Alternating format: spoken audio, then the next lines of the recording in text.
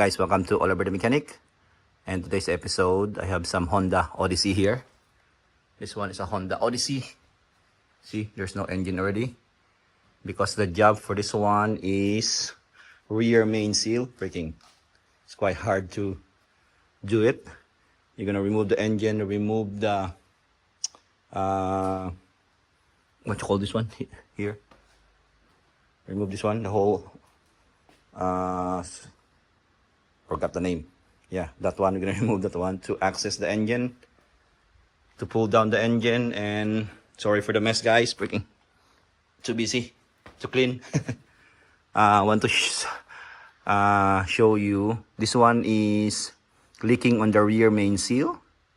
Actually, I thought it's a rear main seal, but it's leaking rear main seal, but it's not quite strong.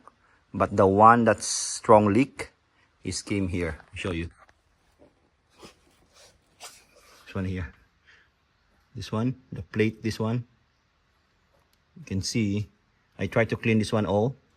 There's a leak here, small leak on the rear main seal, so I'm gonna replace this one also.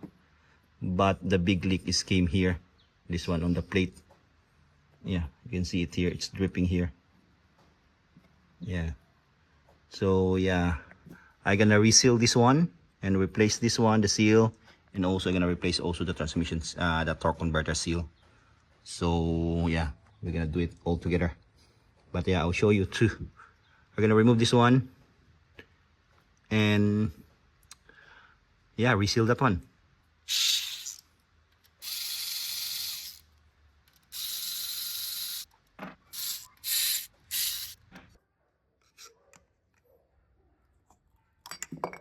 There you go. There you go. Drop. And yeah.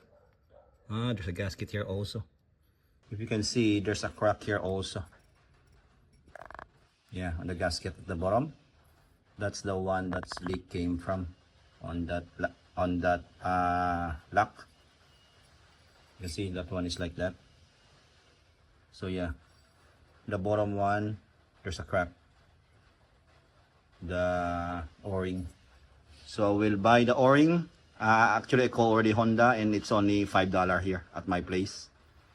So yeah, I'll order this one, replace this one, and replace the rear main seal also. Just take note, if you replace this one, the rear main seal of the Honda Odyssey, replace this one also, because yeah, it will leak also eventually.